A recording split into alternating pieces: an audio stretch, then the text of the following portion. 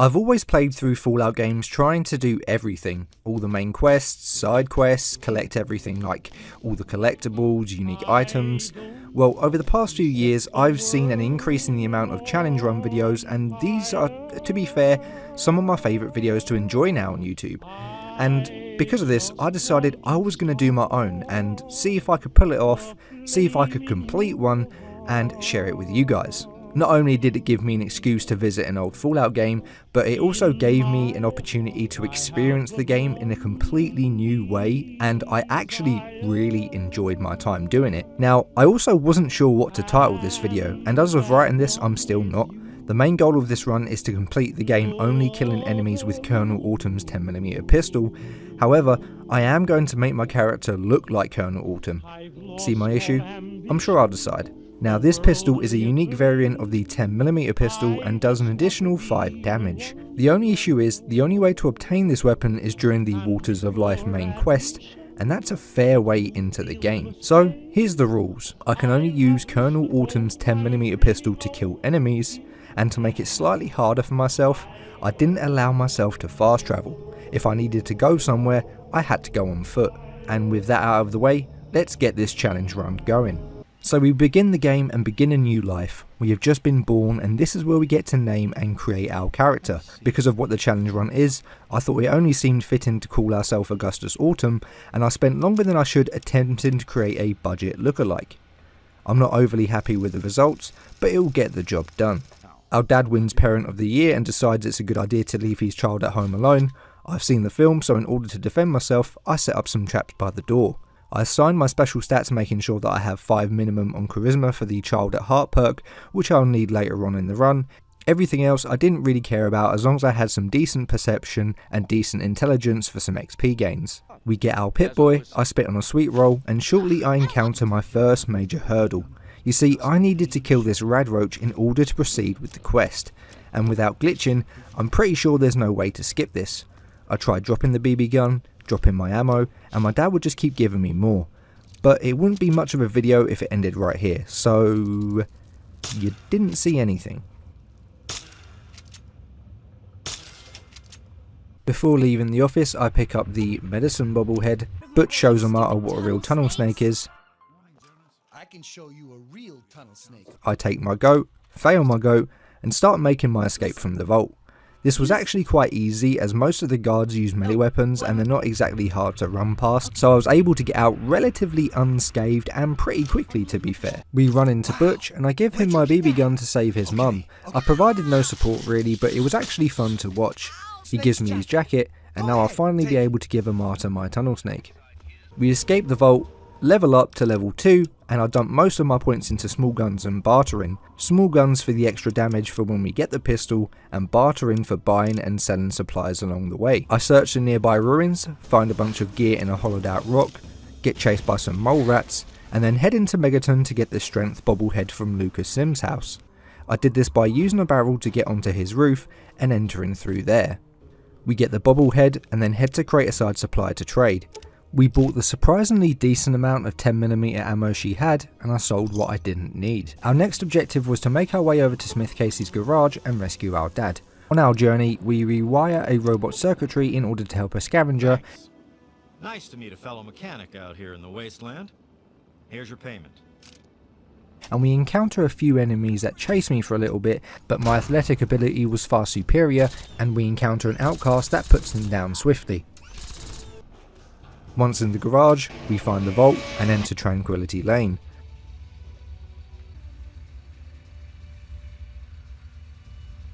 To avoid killing anyone and to speed this part up, we input the failsafe code and use the Chinese invasion protocol to kill everyone and end the simulation. We rescued our dad, and he asked me to come with him to Rivet City, and seeing as I have no means of defending myself at this current moment in time, I thought this was a great idea. I level up to level 3, distribute my points, pick the gun nut perk for an additional 5 skill points in small guns and repair, and then I leave with my dad. He wasn't much use though, as he succumbed to the Radroaches I'd run past upstairs. Now I did wait around until the poor guy woke up, and about 5 minutes later he did emerge victorious. It was at this point I then realised I would probably be better off without him, as these bloatflies were running off for their life and he relentlessly chased them down. I will look for you. I will find you. And I will kill you. On my way back, I took a slightly longer route than I would have liked. For some reason, I decided to run straight into fire ant territory and got significantly burned because of it. I stop off at Wilhelm's Wharf to go for a little swim with Grandma Sparkle. After taking a slightly longer route than I would have liked, I eventually make it to Rivet City and find Dr. Lee. I pick up the intelligence bobblehead and then our dad arrives and convinces Dr. Lee to help him with Project Purity. Before making my way over there, I make my way to the church and confess to the father what I did to the Radroach. I pray that the Lord forgives me for my sins that I've committed and will commit later. I do some shopping in the local market and then make my way over to Project Purity. I then hit a roadblock. See, at this point we need to go and kill all of the super mutants inside the memorial to continue with the quest. I, however, can't do that as I don't have the pistol. I can't lie, I sat here for about 10 minutes deliberating what I could do and eventually decided I was going to get Sharon as a follower to help me out. I head through the metro until we get to the Museum of History and then head inside the Ninth Circle in the underworld. I found Sharon and tried to recruit him, but he was having none of it. Turns out that in order to obtain the contract needed to recruit him, I either need 2,000 caps, 1,000 with a speech check, and I didn't have enough caps anyway, so this wasn't an option, or I needed to kill Greta in Carol's place, but I can't do that either because, well, you know why. I then decided to completely backtrack on myself, head back to Megaton to try and get Jericho. I take the liberty of going into everyone's houses and relieving them of their possessions in order to lower my karma, and then selling off all of the items for caps. I don't typically do evil playthroughs, so this was something completely different for me as well. Eventually, we have enough bad karma and caps to recruit Jericho, which actually turned out to be one of the best decisions I had made during this run. Don't worry, we don't keep him for the whole thing, just for this quest, otherwise I wouldn't be able to progress. With Jericho by my side, we head back to the memorial and I let him deal with the mutants. It did take slightly longer than I thought it was going to, but he was an absolute godsend because I genuinely don't think I would have been able to do this run without him. There would have been no other way for me to obtain the pistol. After dealing with the mutants, our dad and the scientists move in, and after running to and from the basement a few times for repairs, we help bring the memorial back up and running.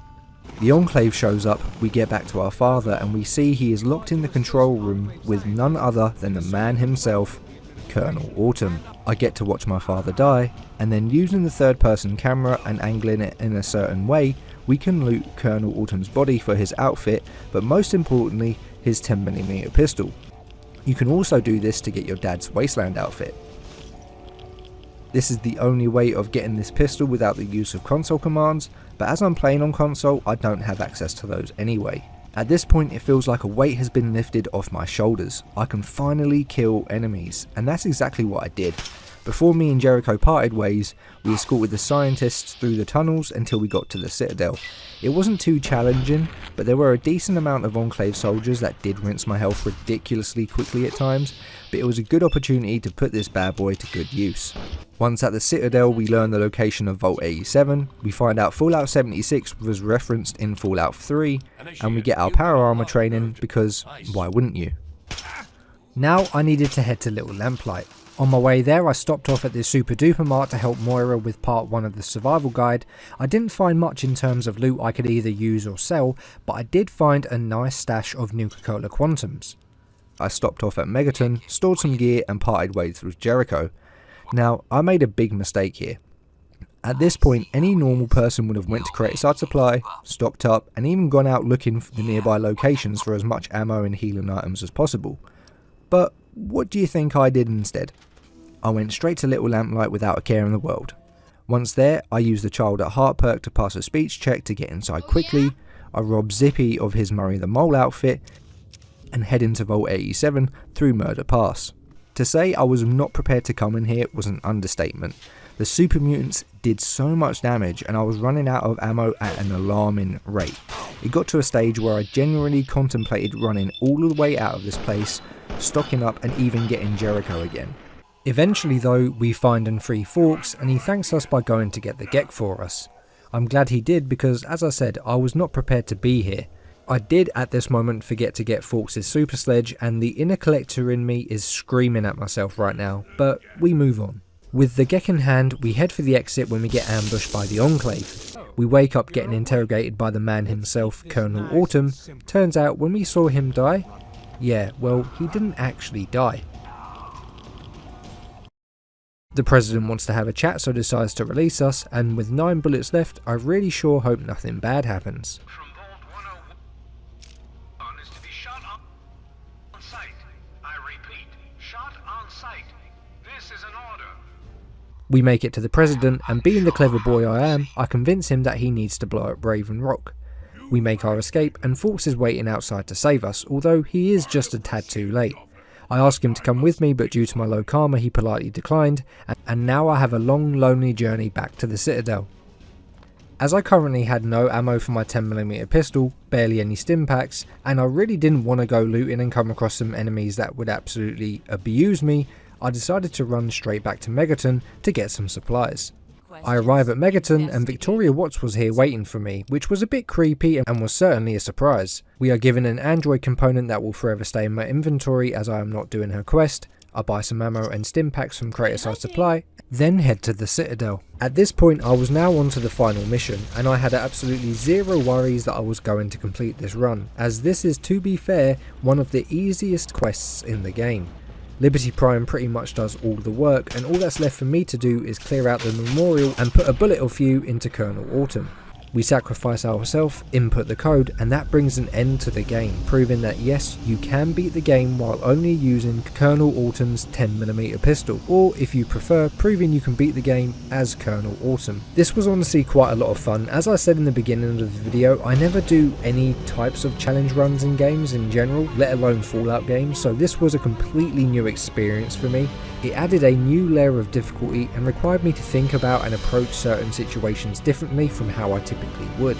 If I could change anything about this run, and something I might incorporate into future runs, is to be more prepared. Make sure I have enough ammo, healables and repair items, because Vault 87 gave me quite a bit of trouble and it's something I intend on avoiding in the future. Anyway guys, that brings us to the end of the video. If you guys enjoyed it, a like and share would help me out a bunch. It shows the support, and your support is always appreciated on this channel. If you have any suggestions for more challenge runs, then feel free to comment them down below, and if you haven't already, then make sure to hit that subscribe button and turn notifications on to stay up to date with everything I upload. I hope you all have a great day, and I'll see you all in the next video. For the struggle of survival is a war without end. And war never changes.